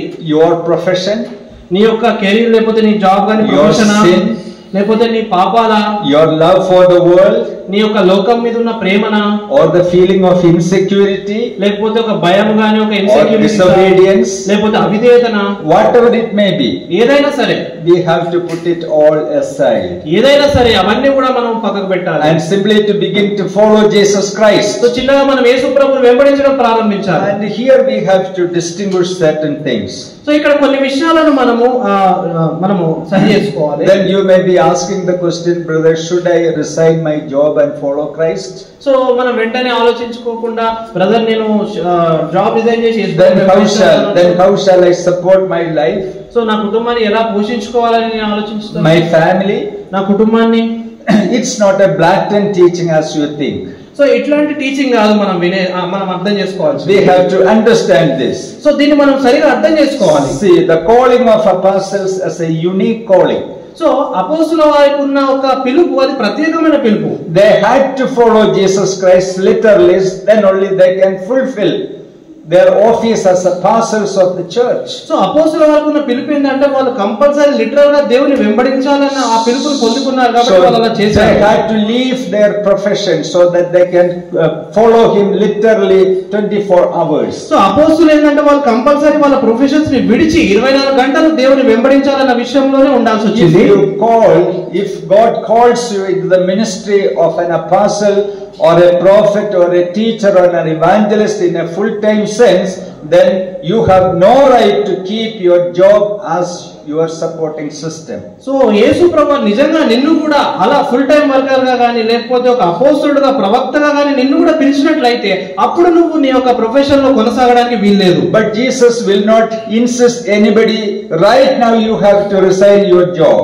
సో కానీ దేవుడు ఎప్పుడు ఇమ్మంటే చెప్పడు, ఇప్పుడే నువ్వు నీ జాబ్ ని విడిచిపెట్టరా అని దేవుడు అలా చెప్పడు ఎవరికి. See, Jesus asked them these things after some time. So దేవుడు కూడా వీళ్ళకు కొంచెం టైం అయినాక వాళ్ళను పిలిచాడు. In John chapter 1, where we have the account how Peter and other apostles came in connection with Christ. So యోహాను సువార్త మొదటి అధ్యాయంలో చూస్తాం పేతురు గాని యోహాను గాని ఎలా యేసు ప్రభువుతో కలిసి 1 or 1.5 years passed by, then only Jesus Christ demanded them, follow me. So యేసు ప్రభువారు 1.5 సంవత్సరం తర్వాతనే వాళ్ళు నన్ను విడిచిపెట్టి వెంబడించండి అని Up to చెప్పాడు. that time also Peter and others followed Jesus, but in an irregular way. So అప్పుడు కూడా వాళ్ళు యేసు ప్రభువుని వెంబడించారు కానీ సగం సగంగా ఇర్రెగ్యులర్ గా వాళ్ళు They would వెంబడించారు. have gone for their jobs of fishing, and other times when they get time they would go for listening God's messages. So అప్పుడప్పుడు వాళ్ళు ఏం చేస్తారు, వాళ్ళు పనులు చేసుకొని సాయంత్రాలు కానీ టైం ఉన్నప్పుడు కానీ యేసు ప్రభు వాక్యాన్ని వినడానికి వెళ్ళేవారు. And when Jesus had seen time has come or time has ripe for following me literally, then he called them, follow me. So అప్పుడు యేసు ప్రభు వారు ఏమన్నారంటే వాళ్ళు ఒక సమయాన్ని గమనించిండు, వాళ్ళు ఎదిగారా లేరా అనే దాన్ని బట్టి చూసి ఇది సరైన సమయం, ఇప్పుడు వీళ్ళని పిలవచ్చు అని గ్రహించి పిలిచాడు. So how I can apply it in my life situation? So ఇప్పుడు ఈ విషయాన్ని మన జీవితంలో ఎలా మనం అన్వయించుకోవచ్చు? If I want to be a disciple of Jesus Christ and I'm working in a company as an engineer, what I should do? ఇప్పుడు నేను యేసు ప్రభు ఒక శిష్యుడిలాగా మారాలనుకుంటున్నాను, కానీ నేను ఒక కంపెనీలో ఒక ఇంజనీర్ గా పనిచేస్తున్నాను, అప్పుడు నేను ఏం చేయాలి? There are some engineers working in various institutions. Some are very unholy institutions. So కొంతమంది చాలా జాబ్స్ చేస్తుంటారు, వాళ్ళు చాలా అపవిత్రమైన ప్రదేశాలలో జాబ్స్ చేస్తూ పనిచేస్తున్నారు. Own industry is a big industry in which thousands and thousands of engineers and other people are working. ఇప్పుడు ఈ యొక్క కంపెనీస్ లో వేల ఇంజనీర్స్ వాళ్ళు పనిచేస్తూ ఉంటున్నారు. See that.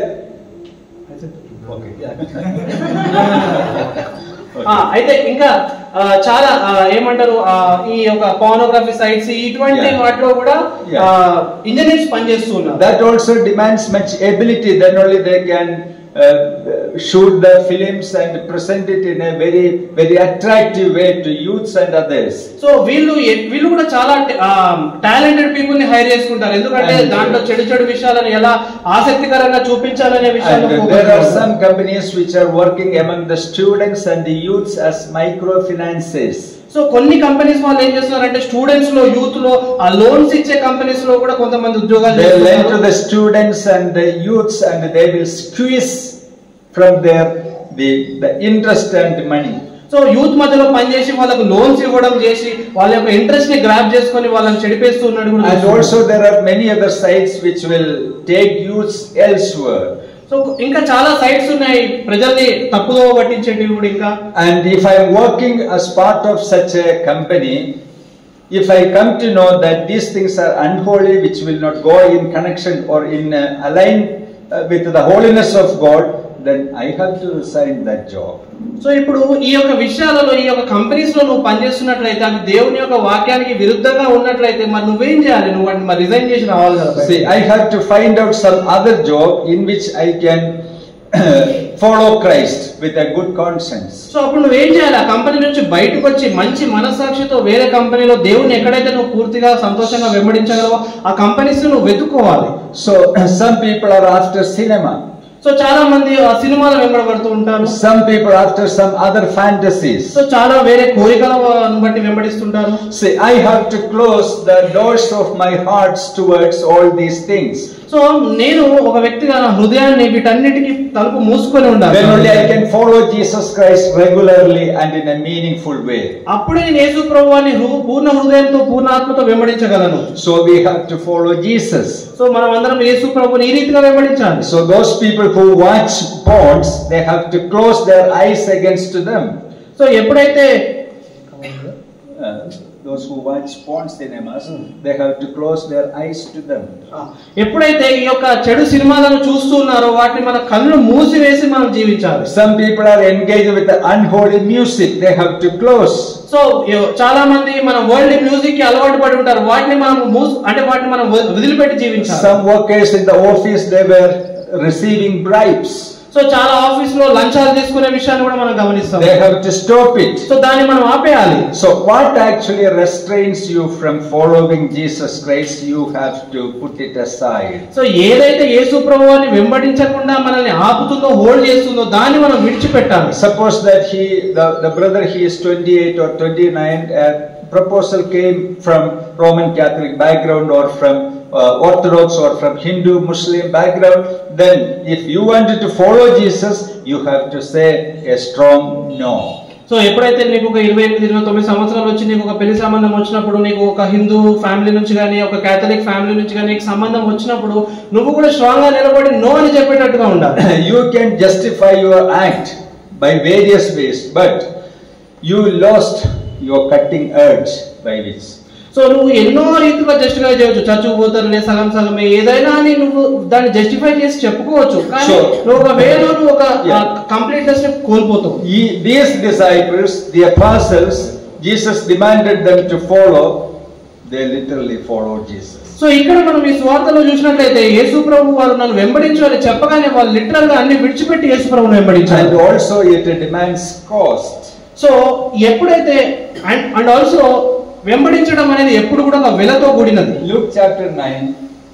ఒకసారి మనం లూకా సువార్త 9వ అధ్యాయం చూద్దాము. When is to stop? Verses from 57 to 62. Time is over? No. Okay. Yeah. 57 to 62. వారు మార్గమున వెలుచుండగా ఒకడు, నీవెక్కడికి వెళ్ళినను నీ వెంట వచ్చిదనని ఆయనతో చెప్పెను. అందుకు యేసు, నక్కలకు బొరియలను ఆకాశ పక్షులకు నివాసములను కలవు గాని మనుష్య కుమారునికి తలవాల్చుకొనుటకైనను స్థలము లేదని అతనితో చెప్పెను. ఆయన మరి ఒకనితో, నా వెంట రమ్మని చెప్పెను. అతడు, నేను వెళ్లి మొదట నా తండ్రిని పాతిపెట్టి వచ్చుటకు సెలవిమ్మని మనవి చేసెను. అందుకాయన, మృతులు తమ మృతులను పాతిపెట్టుకొని నిమ్ము, నీవు వెళ్లి దేవుని రాజ్యమును ప్రకటించుమని వానితో చెప్పెను. మరి ఒకడు, ప్రభువా, నీ వెంట వచ్చేదను గాని నా ఇంటనున్న వారి యొద్ద సెలవు తీసుకుని వచ్చుటకు మొదట నాకు సెలవునివ్వమని అడుగగా, యేసు నాగటి మీద చేయి పెట్టి వెనకదట్టు చూచు, వాడెవడును దేవుడు రాజ్యమునకు పాత్రుడు కాడని వానితో చెప్పెను.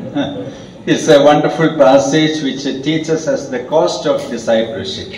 సో ఈ యొక్క ప్యాసేజ్ చదువుకున్నాం కదా, ఇది ఎంతో మంచి ప్యాసేజ్, అంటే వెల చెల్లించాలి దేవుని వెంబడించాలంటే అనేది. Sometimes some people may ask the question that should we struggle that much to be a disciple of Jesus Christ? What is the blessing of it? So యేసు ప్రభువుని నిజంగా వెంబడించాలంటే ఇంత స్ట్రగుల్ ఉంటుందా, మరి ఇంత కష్టపడి నేను పొందుకునే ఆశీర్వాదం ఏంది అని మనం అనుకోవచ్చు. The word says that even though you give a single cup of water, it shall be rewarded. So వాక్యం ఏం చెప్తుందంటే మీరు గిన్నెడు చన్నీళ్ళు ఇస్తే కూడా అది పరలోకమందు రివార్డ్ ఇవ్వబడుతుంది అని వాక్యం సెలవిస్తుంది. If a single cup of water which rewards you, then if you go after Christ struggling with many other things, don't you expect great rewards, great blessings from the Lord? ఒక చిన్న ఒక water glass ఇస్తేనే మీకు ఇంత blessings rewards ఉంటాయని దేవుడు చెప్తే, మరి స్వార్థ కోసం కానీ పరిచర్య కోసం వెళ్తే దేవుడు దాన్ని ఎంత గొప్పగా రివార్డ్ చేస్తాడు.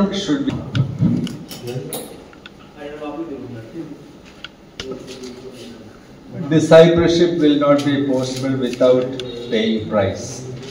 శిష్యత్వం అనేది వెల చెల్లించకుండా వెంబడించడం అదే అసాధ్యము.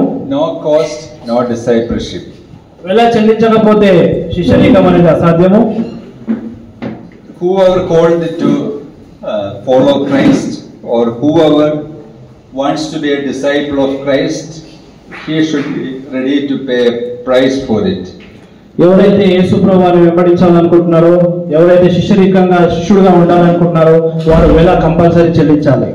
But we should not think that there is only paying price, but on the other side there will be much reward for those who practice discipleship. So మనం ఒకటే కోణంలో వెల చెల్లించాలని ఆలోచించుకుంటూ ఉండొద్దు. దాని ఇంకొక కోణము దేవుడి యొక్క రివార్డ్స్ ని కూడా గుర్తిస్తూ ఉండాలి. Luke chapter 9 verses from 57 to 62 it teaches about the cost of discipleship. We know. So లూకా సువార్త 9వ అధ్యాయం 57 నుండి 62 వరకు మనం చూడొచ్చు. ఆ వాక్య భాగాన్ని మనం చూడొచ్చు. Here in verse 57 somebody ask him the question, Lord, I will follow you wherever you go. 57వ వచనంలో ఒక ప్రశ్న అడిగిండు, నీవెక్కడికి వెళ్ళినను నీ వెంట వచ్చేదని ఆయనతో చెప్పాను. It was an extreme statement from the part of a disciple. ఒక శిష్యుడి యొక్క స్టేట్మెంట్ లో ఇది ఎక్స్ట్రీమ్ స్టేట్మెంట్. నువ్వు ఎక్కడికి వెళ్ళినా నేను వస్తాను. It's not an ordinary statement of a beginner. ఒక కొత్తగా వెంబడించే వాడి యొక్క అసాధారణమైన స్టేట్మెంట్ ఇది. He simply says that, Lord, I will follow you wherever you go. Wherever you go. That has to be underlined. So ఈ మాటని మీరు అండర్లైన్ చేసుకోవాలి. నువ్వు ఎక్కడికి వెళ్ళినా నేను వస్తా అనే మాటని అండర్లైన్ చేసుకోవాలి. Whether you go to Galilee, whether you go to Gethsemane, whether you go to Golgotha, I will simply follow you. That's the real meaning of that statement. I will follow you wherever you go. So నేను ఎక్కడికి వెళ్ళినా వస్తా అంటే గలిలీకి పోతే వస్తా, గెత్సెమనే పోతా వస్తా, లేకపోతే గోల్గోతా కొండ మీదకి వెళ్తే అక్కడికి కూడా వస్తా అనే పదాన్ని మనం అర్థం చేసుకోవచ్చు. Hearing the statement we will think that he is ready to go wherever Jesus goes. So ఇక్కడ ఈ వాక్యాన్ని అర్థం చేసుకుంటే యేసు ప్రభు ఎక్కడికి వెళ్తే నేను అక్కడికి వెళ్తా అన్నట్టుగా ఉంది ఆ మాట. But Jesus gave him the answer. We cannot see him anywhere in the scene. So he was given an answer by Lord, and the person who asked question was not seen anywhere. So యేసు ప్రభు వారు answer ఇస్తే ఆ సమాధానం ఎక్కడ విననట్టుగా ఉంది. ఆ answer ఆ కింద వచనంలో 58లో మనం చూడొచ్చు. In verse 58, 58లో చూస్తే Jesus was answering the questioner that foxes have holes and birds of the air have nests, but the Son of Man has nowhere to lay his head. 58వ వచనం మనం చదువుకుందాము. అందుకు యేసు, నక్కలకు బొరియలను ఆకాశ పక్షులకు నివాసములను కలవు గాని మనుష్య కుమారునికి తలవాల్చుకున్నటకైన స్థలము లేదని అతనితో చెప్పెను. After this answer, anywhere we don't see this person, the person who asked the question. So ఈ క్వశ్చన్ అడిగిన తర్వాత ఆ క్వశ్చన్ అడిగిన వ్యక్తి ఆన్సర్ ఇచ్చిన తర్వాత అసలు లేనే లేడు, ఎక్కడ కనిపించలేడు. See, Jesus stated certain facts to him and he simply disappeared from the scene. Yesu Prabhu simple గా ఫ్యాక్ట్స్ మాత్రమే తెలియజేశాడు. అవి వినగానే ఈయన కనుమరుగైపోయాడు. He simply rejected his desire to follow Christ. So ఆయన వెంటనే ఆ మాట వినగానే యేసు ప్రభువును వెంబడించాలనే సత్యాన్ని కూడా వదిలిపెట్టేశాడు. Then in verse 59 and 60 where we get introduced or get acquainted with another person. 59-60 వచనాల్లో ఇంకొక ఇద్దరు పర్సన్స్ ని మనం చూస్తున్నాం అక్కడ. In verse 57 the person initiated the statement, Lord, I will follow you. But here in verse 59 Jesus initiated an invitation to the person, follow me. 57వ వచనంలో చూస్తున్నట్లయితే అక్కడ యేసు ప్రభు పిలవలే, ఆ వ్యక్తే నేను వస్తా అన్నాడు. కానీ 59వ వచనంలో మనం చూస్తున్నట్లయితే యేసు ప్రభు వారే ఒక వ్యక్తిని రమ్మని చెప్తున్నాడు. Follow me, but he said, Lord, let me first go and bury my father. Then Jesus said to him, let the dead bury their own dead, but you go and preach the kingdom of God. So 59వ వచనంలో యేసు ప్రభు వారు నా వెంబడి రమ్మని చెప్పినప్పుడు అతడు నేను మొదట వెళ్ళి నా తండ్రిని పాతిపెట్టి వచ్చటకు సెలవు ఇమ్మని మనవి చేశాను. అందుకు ఆయన మృతులు తమ మృతులను పాతిపెట్టుకునేమో నీవు వెళ్ళి దేవుని రాజ్యం ప్రకటించమని వారితో చెప్పాను. In verses 61 and 62 we get acquainted with the third person. He also initiated following Christ. In verse 61 we read this way, another also said, Lord, I will follow you, but let me first go and bid them farewell who are at my house. So 61 62 వచనంలో కూడా ఇంకొక వ్యక్తి ఉన్నాడు. ఈ వ్యక్తి కూడా ఇతనే statement start చేశాడు. ప్రభువా నీ వెంట వచ్చేదని గానీ నా ఇంటిలో ఉన్న వారి యొక్క సెలవు తీసుకొని వచ్చటకు మొదట నాకు సెలవు ఇవ్వమని అడగగా. And Jesus' answer is recorded in verse 62. But Jesus said to him, no one having put his hand to the plow and looking back is fit for the kingdom of God. So అప్పుడు యేసుప్రభు 62వ వచనంలో ఏమన్నాడు, నాగటి మీద చెయ్యి పెట్టి వెనుక తట్టు చూచు వాడెవడును దేవుని రాజ్యమునకు పాత్రుడు కానని వానితో చెప్పాను. Then I will give you a 10 minutes homework. So ఇప్పుడు మీకు ఒక 10 నిమిషాలు హోంవర్క్ చేయాలనుకుంటున్నాను. All these three people wanted to follow Christ. So ఈ ముగ్గురు కూడా యేసుప్రభుని వెంబడించాలని ఆశపడుతున్నారు. Some initiated following Christ. So కొంతమంది ఏమో వాళ్ళే ఇనిషియేట్ చేశారు, నేను వెంబడిస్తాను. Asked by the Lord to follow him. యేసుప్రభు వారు ఒక వ్యక్తిని అడిగాడు, నువ్వే నా వెంబడరమ్మని చెప్పారు. All these three simply miserably failed in their vacation. కానీ ఈ ముగ్గురు కూడా ఫెయిల్ అయిపోయారు అన్నట్టుగా మనం ఈ వాక్య భాగంలో చూస్తున్నాం. And find out what was each one's problem. So ఈ ఒక ముగ్గురు వ్యక్తులలో ఉన్న సమస్యలు ఏంటో మీరు కనుగొనండి. How you can overcome the problems that you face in your life. So మనం కూడా మన జీవితంలో ఎదుర్కొంటున్న సమస్యలను ఎలా ఎదిరించాలి అనేది మనం ఒకసారి ఆలోచించుకుందాము. Okay, you take 10 minutes time and work out. మీరు ఒక 10 నిమిషాలు టైం తీసుకొని వర్కౌట్ చేయండి ఈ విషయంలో. Okay, then we will continue. So ఈ యొక్క 50 ఇప్పుడు మనం చదువుకున్న ప్యాసేజ్ ఉంది కానీ లూకా 9:56-62. సో దీన్ని మీరు కూడా అందరూ ధ్యానించి ఈ ముగ్గురు వ్యక్తులు ఎందుకు ఫెయిల్ అయ్యారు అనే విషయాన్ని మీరు హోంవర్క్ చేయండి. ఒక 10 minutes బ్రదర్ టైం ఇస్తున్నారు. All had a wonderful opportunity of following Christ, but all were failed. ఈ ముగ్గురికి కూడా మంచిగా వెంబడించడానికి అవకాశం ఉంది కానీ వీళ్ళు ముగ్గురు ఫెయిల్ అయ్యారు. సో దీన్ని మనం ధ్యానించి మొదలెడదాం.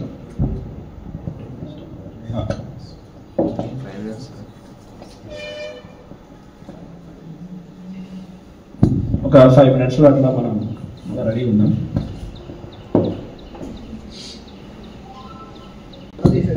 Okay, eagerly waiting to see what's your findings. చాలా ఆసక్తిగా ఉన్నాను మీ ఆన్సర్స్ ఏంటా అని తెలుసుకోవడానికి. Okay. Let's say. The first one is more concerned about his comfort. Yeah. Okay. I will follow you when comfort is there. Yeah. That's the first one, first person's condition. Yeah. And the second one is, I have to fulfill all my everyday responsibilities. Then only I come. Okay. So like that, second person concern. And Okay. third person is, I have to take permission Home. from my family. So Okay. there is no individual decision. Okay. So that's what I think. Okay. These three are unable to leave all things. These three Are unable to leave the all things. You have to follow Jesus, we leave something. Okay. So what we have? They're failing to leave. Fail to leave. Fail to leave the whole Okay. what they have. Okay. Any other interpretations? Different views about the same things? By reading the 9th chapter, 9:23 verses, I am taking answer. Yeah. 9th chapter, 23 verse. Verse 23. Okay. If anyone desires to come after me, let him deny himself and take up his cross daily and follow me. Okay, that's true. I don't have any question about it. But what's the assignment? The chosen. Three people appeared before Christ and they were offered the great opportunity to follow Christ. But each one failed. And what actually failed each of these three? That's the question. They think both sides, one side from Jesus, want to follow Jesus. Yeah. Second side, they satisfy their families. Family. Okay.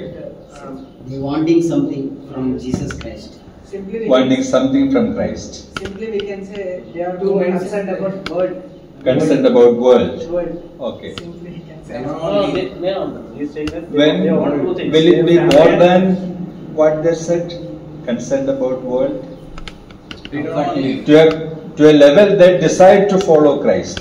That means they love Christ. They don't want to Yeah. follow. Actual conditions. Conditions. Yeah. They want to follow, but they don't want to See, live. first of all, fulfill my condition, then I will decide should I follow you. Actually, they are not following truly Ah. Jesus. Yeah, what restrained them from following Christ? PDFs. Eh? First person is pleasure. ఆయన స్థలం కోసం చూశాడు. అంటే దేవునితో ఉంటే మంచి స్థలంకి వెళ్ళొచ్చు, మంచిగా ఉండొచ్చు అన్నట్టు అన్నాడు. కానీ దేవుడు అంటే కంఫర్ట్ ఉండదు నా దగ్గర అని చెప్పేసరికి ఆయన కంఫర్ట్ చూసుకొని వెళ్ళిపోయారు. ఆ సెకండ్ పర్సన్ ఏంటంటే వాళ్ళ ఫాదర్ ని డెత్ పెట్టే చూస్తున్నారు. కానీ అక్కడ ఏంటంటే వాక్యము బతుకున్న వారికే కానీ చనిపోయిన వారికి అవసరం లేదు. అందుకే బతుకున్న వారికి దేవుడు వాక్యం చెప్పమని అట్లా సెకండ్ పర్సన్ చెప్పారు. ఆయన అట్లా డిస్క్వాలిఫై అయ్యారు. థర్డ్ పర్సన్కి వచ్చేసరికి ఫ్యామిలీ రెస్పాన్సిబిలిటీస్ అని చెప్పి సాకులు అన్నమాట. ఏదో ప్రపంచంలో బతకడానికి కోసం నేను చూసుకొని వస్తా అన్నారు. కానీ దేవుడు కంఫర్ట్స్ వదిలేసి ఫ్యామిలీస్ సెకండరీ అవన్నీ, ఫస్ట్ దేవుని వాక్యం అన్నట్టు థర్డ్ పర్సన్ అవన్నీ. Okay. He is saying, repeating the same. Same. First is, I mean, he is concerned about food and all. So Okay. wherever you go, Place. Yeah. The first is place. The second is like in order to bury him, death, after his death, I will come. Yeah. And the third is like parents. More than God. Permission from my parents. More than God. Okay. Then, dear brothers, backside, don't you have any answer? Say. By following Jesus, by following Jesus, they don't experience a sense of comfort or happiness or some wealth. But then Jesus said he doesn't have anything with him. And like in verse, like previously, like he was talking about denying yourselves. Denying yourself. So when they heard that following Jesus is not like some sort of like comfort, happiness, but it's like it's like in a sense of pain. So that's the reason they wanted to go. Okay. He says that following Jesus doesn't mean that full of comfort, but we should face pain, then other problems. Okay, I agree with you. Then any other comment from any other person? Here one person is very different. Directly God will call. God called that person. Yeah. Second person. Yeah.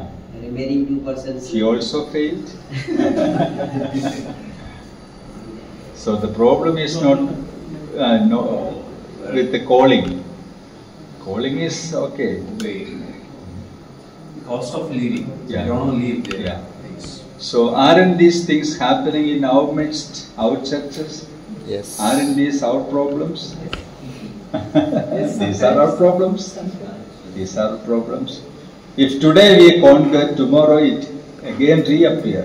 Then sometimes we fail. This year we are okay, but next year we cannot just predict we will be conquerors or we will be fail. Sometimes we fail, sometimes we conquer. So చాలా సార్లు మనం జయిస్తాము, ఓడిపోతుంటాము. ఇవన్నీ కూడా మన సంఘాలలో ఉన్న పరిస్థితులే కదా. మనం ఎప్పుడు బాగున్నాం అనుకుంటాం, కానీ మళ్ళీ వచ్చే సంవత్సరంలో మనకే ఎటువంటి శ్రమలు రావచ్చు, మనకే ఎటువంటి పరిస్థితి రావచ్చు.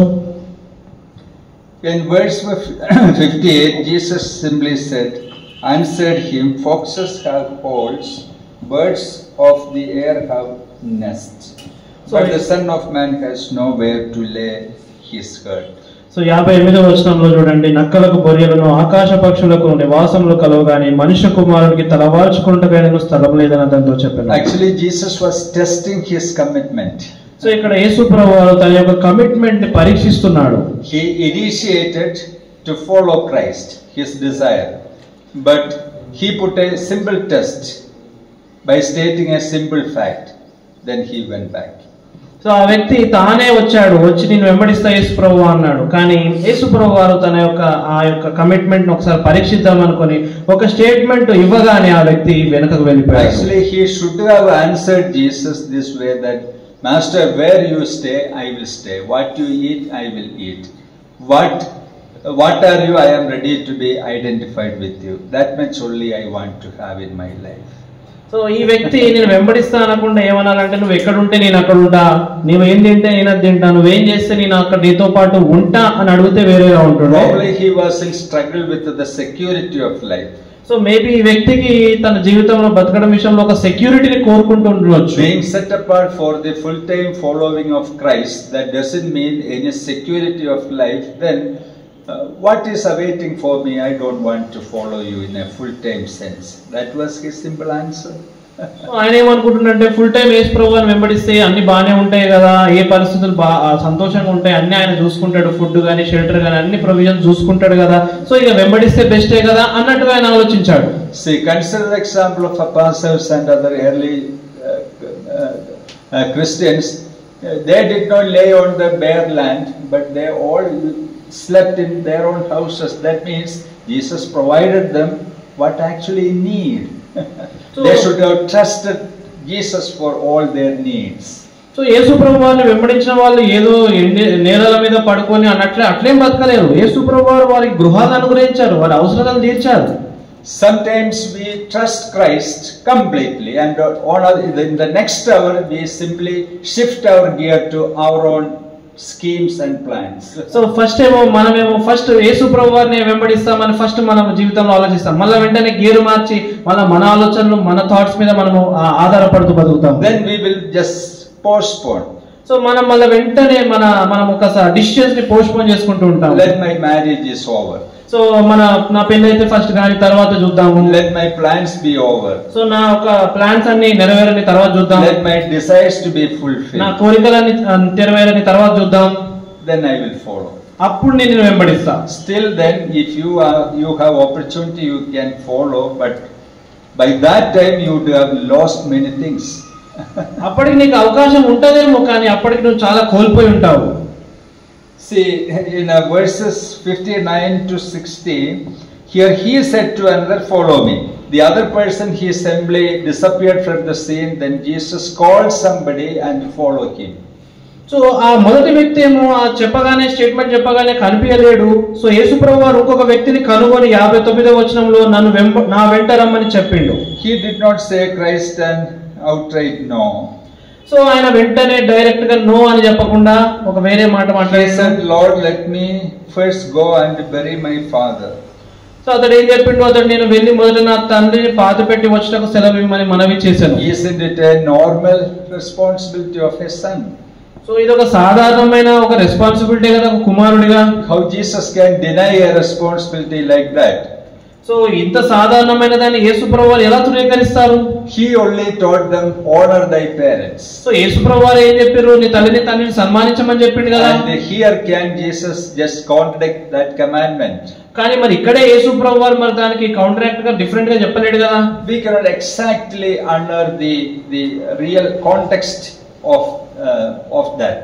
సో దాని యొక్క యాక్చువల్ కాంటెక్స్ట్ ని మనం అర్థం చేసుకోవాలి. I think it may be a short term assignment.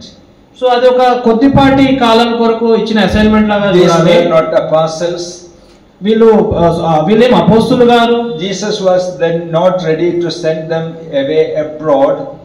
So అప్పటికే వాళ్ళని ఎక్కడో బయటికి పంపించాలి అన్నంతగా కూడా దేవుడు ఆలోచించాడు. Assigning them a short assignment or a short traveling beside the country and preach something or like that. I think so. So ఇక్కడ నేను ఆలోచిస్తున్నా, నాకేమనిపిస్తుంది అంటే యేసుప్రభు వాళ్ళు వీళ్ళకి ఒక చిన్న అసైన్మెంట్ ఇచ్చి ఉండొచ్చు. ఇక్కడ చుట్టుపక్కల వాక్యం చెప్పండి, ఇక్కడ పక్కన చిన్నగా సువార్త ప్రకటించండి అని చెప్పి ఉండొచ్చు. Then maybe his father is on his deathbed or something like that. So వాళ్ళ తండ్రి మరి ఆ వ్యక్తి వాళ్ళ తండ్రి మరి పడక మీద చనిపోబోతున్నాడేమో. His situation would be very worse and critical. Then he may be in the ICU. So ఐసీయూలో ఉండొచ్చు వాళ్ళ తండ్రి. Then Jesus demanded him to go to Sangaradi and preach gospel. So మరి యేసుప్రభు వారు అనుకున్నారు ఇక్కడ నుంచి సంగారెడ్డి దగ్గరే కదా, అక్కడికి వెళ్ళి నువ్వు స్వార్థ చేసి రావచ్చు కదా అని చెప్పి. He would have answered just like this, father is in the ICU, I am not in a position to go to. Always a nearby place, very difficult. So ఇక్కడ పక్కనే అని మా తండ్రి ఐసీయూలో ఉన్నాడు కాబట్టి నేను వెళ్ళలేకపోతున్నాను అని సమాధానం ఇచ్చి ఉండొచ్చు. Then Jesus answered him, let the dead bury the dead. అప్పుడు యేసుప్రభు వారు ఏమన్నారు, మృతులు పాతి పెట్టుకోవాలను అని అన్నారు. That means your family is surrounded with so many unbelievers. But you are a born again believer. You only can preach the kingdom of God. Even though they desire, they cannot do that. So let them do what they can do and you do what you only can do. That's the difference. So ఇక్కడ మనం అర్థం చేసుకోవాల్సింది ఏంటంటే ఒక సత్యాన్ని, నువ్వు నీ కుటుంబంలో నువ్వు ఒక్కడివే రక్షింపబడ్డ వ్యక్తివి, నువ్వు మాత్రమే సువార్త చెప్పగలుగుతావు కాబట్టి నువ్వు వెళ్ళాలి. నీ కుటుంబం చుట్టూ ఎంతో మంది అన్బిలీవర్స్ వాళ్ళు ఉన్నారు, వాళ్ళు చేసే పనులు వాళ్ళు చేస్తారు, నువ్వు చేసే పని నువ్వు చేయి. And also he should have trusted Christ for the life of his father also. So ఇక్కడ ఇంకో గొప్ప విషయం ఏంటంటే ఆ వ్యక్తి యేసుప్రభుని ఇంకా గొప్పగా నమ్మి ఆ తండ్రి హెల్త్ విషయంలో కూడా నమ్మితే ఇంకా బాగుంటుండేనేమో. If I go to that nearby place and engage in ministry, then Jesus will take care of the life of my father since he is God. So యేసుప్రభు దేవుడు కాబట్టి నేను పక్కనున్న ప్రాంతానికి వెళ్ళి పరిచర్య చేస్తా, నా దేవుడు నా తండ్రిని బాగు చేస్తాడు అనే ఒక విశ్వాసం అతనికి లేదు. So sometimes it is said that blood is thicker than water. So నిజమే కదా, కొన్నిసార్లు రక్తం చాలా చిక్కగా ఉంటుంది నీళ్ళ కంటే అన్నట్టు. We cannot just violate the power of the blood. So మన నిజంగా బ్లడ్ అంటే ఆ పవర్ ని మనము కాదనలేము. So the thinking of responsibility of the dear ones sometimes hinders our going forward. So నిజంగా మన ప్రియమైన వాళ్ళను చూసుకోవడము, రెస్పాన్సిబిలిటీస్ కోసము మనము వాళ్ళని విడిచిపెట్టలేని పరిస్థితుల్లో చాలా సార్లు ఉంటూ ఉంటాము. Sometimes this may be our problem with many of the Christians here. So మనకు కూడా క్రైస్తవులకు కూడా ఇదే ఒక చాలా సమస్యగా ఉంది. In marriage and in other areas, if I take a decision like this, it may sadden my parents and it will bring them into great amount of tears and dismay. So I won't want to hurt my parents. So dear ones. నేను ఇటువంటి కఠినమైన నిర్ణయం తీసుకుంటే నా తల్లిదండ్రులు బాధపడతారు, నేను ఒక మ్యారేజ్ చేసుకుంటే నా మమ్మీ డాడీ గాని బాధపడతారు, దుఃఖపడతారు, నేను వాళ్ళని బాధ పెట్టాలని అనుకోవట్లేదు అని చెప్పేసి మనం కాంప్రమైజ్ అయిపోతూ ఉంటాము. And the third one, ఆ మూడోదిగా ఏంటంటే he also initiated following Christ. So ఇక్కడ కూడా ఈ వ్యక్తి తానే ఇనిషియేట్ చేస్తాడు, నేను వెంట వస్తాను అని. So before Jesus said anything, he said his problem. So ఇక్కడ ముందుగానే తన సమస్యను చెప్పుకుంటుండు. He had learned lessons from the experiences of the other two. So పైన ఉన్న వాళ్ళ దగ్గర ఎక్స్పీరియన్స్డ్ అయింది కాబట్టి ఈయన ఫస్ట్ ప్రాబ్లం చెప్పుకుంటుండు. And he said, Lord, I will follow you, but let me first go and bid them farewell who are at my house. So నేను వస్తాను అంట, కానీ నా ఇంట్లో ఉన్న వాళ్ళ దగ్గర సెలవు తీసుకొని నేను వస్తా, ఫస్ట్ నన్ను పంపి. Then Jesus said that, didn't you place your hand on the plow? అప్పుడు యేసుప్రభువు వారు ఏమన్నారు, నువ్వు నాగటి మీద చేయి పెట్టినావు కదా. Yeah, having put his hand to the plow and looking back is not fit for the kingdom of God. So 62వ వచనం ఏం చెప్తుంది, నాగటి మీద చేయి పెట్టి వెనుక తట్టు చూచువాడు ఎవడు నువ్వు దేవుని రాజ్యమునకు పాత్రుడు కాడని వానితో చెప్పాను. Did you put your hand to the plow? So నీ యొక్క ఆ ప్లో మీద, ఆ నాగల మీద నువ్వు చేయి పెట్టావా? That means God has called you. అలా చేయి పెట్టినట్లయితే దేవుడు నిన్ను పిలిచి ఉన్నాడని అర్థము. You were given the opportunity to follow Christ. So నీకు ఒక మంచి అవకాశం, యేసు ప్రభువును వెంబడించడానికి ఒక మంచి అవకాశం నీకు అనుగ్రహింపబడ్డది. Why are you just looking back? So మరి నువ్వు ఎందుకు వెనకకు చూస్తున్నావు? Then Jesus simply said that you don't need to go. So అందుకే యేసు ప్రభువు వారు నువ్వు వెళ్ళాల్సిన అవసరం లేదు. Because you are not fit to the kingdom of God. ఎందుకంటే నువ్వు ఈ దేవుని రాజ్యానికి పనికిరావు అన్నట్టుగా. He is in the kingdom of God, but he is not fit to the kingdom of God. That means he is not fit to the ministry of the kingdom of God. ఆయన దేవుని రాజ్యంలోనే ఉన్నాడు, కానీ దేవుని రాజ్య పరిచర్యకు fit కాదన్నట్టుగా ఇక్కడ మనం చూడొచ్చు. So these three people actually symbolize the modern Christians. So ఇప్పుడు ఈ యొక్క 3 ఇన్సిడెంట్స్ చూసుకున్నట్లయితే ఇప్పుడు మోడర్న్ క్రిస్టియానిటీ ఏ పరిస్థితిలో ఉందని మనం ఈ విషయాలు problems we cannot simply limit to them, but it is our problems. So ఈ సమస్యలు ఏదో వీళ్ళకే ఉన్నాయని కాదు, మన సమస్యలుగా కూడా ఉన్నాయి. In our life and ministry we also face the same situations. So మన జీవితంలో మన పరిచర్యలో కూడా ఇటువంటి సమస్యలను ఎదుర్కొంటూ ఉన్నాము. May God help us to follow Jesus Christ. So మన యేసు ప్రభువు వారు ఆయనను even though we decide to obey the Lord in our power, in our flesh, we cannot simply obey him. So మనం వెళ్ళాలి, యేసు ప్రభువును వెంబడించాలనే ఆశ మనకు ఉన్నా కూడా మన శరీరంగా మనం ఆయన వెంబడించడానికి మన శక్తి సరిపోదు. Unless the Holy Spirit strengthens our soul, spirit and body, we cannot do anything for Christ. మన పరిశుద్ధాత్మ దేవుడు మనను ఆత్మను శరీరాన్ని ప్రాణాన్ని బలపరిచే తప్ప ఆయన పరిచర్య కోసం మనం ముందుకు కొనసాగలేము. Yeah, God may help us and fill us with his strength and power. So దేవుడు పరిశుద్ధాత్మ దేవునితో మనం నింపి ఆ శక్తి మనకు అనుగ్రహించాలని కోరుతున్నాము. Let us be fruitful, creative disciples of Jesus Christ in the modern world. మనం ఫలభరితంగా క్రియేటివ్ గా ఈ లోకంలో శిష్యులుగా ఉంటూ ముందుకు కొనసాగాలి. Let's be fruitful for Christ. దేవుని కొరకు ఫలవంతంగా యేసు ప్రభువు కొరకు ఫలించే వారిగా ఉందాము. Sometimes Satan may ask you the question, you are spending so much, you being spent for the Lord, and you are trying to do many things for the Lord, and what's your reward? So చాలా మంది ప్రశ్న వేస్తారు, నువ్వు యేసు ప్రభుతో చాలా ఉంటున్నావు, ఎన్ని prayers attend అవుతున్నావు, ఎన్ని చేస్తున్నావు, మరి నీకు అనుగ్రహింపబడ్డ రివార్డ్ ఏంది అని అడగొచ్చు. Yeah, of course God is faithful in all his promises, and he will not say I did not say those promises. He will not change his promises or word. ఆయన మనకు వాగ్దానాలు ఇచ్చాడు, ఆయన మనకు వాగ్దానం అనుగ్రహించాడు, ఆయన మాట తప్పని వాడు. Let's praise God. సో మనం దేవుని స్తుతిద్దాము దీన్ని బట్టి. May God help us to grow with Christ in the school of discipleship. So దేవుడు మనకు సహాయం చేయాలి, శిష్యరిత్వంలో, స్కూల్ ఆఫ్ శిష్యరిత్వంలో మన అందరం కూడా ఎదగాలని దేవుడు సహాయం చేయాలని కోరుకుందాము. దేవుడు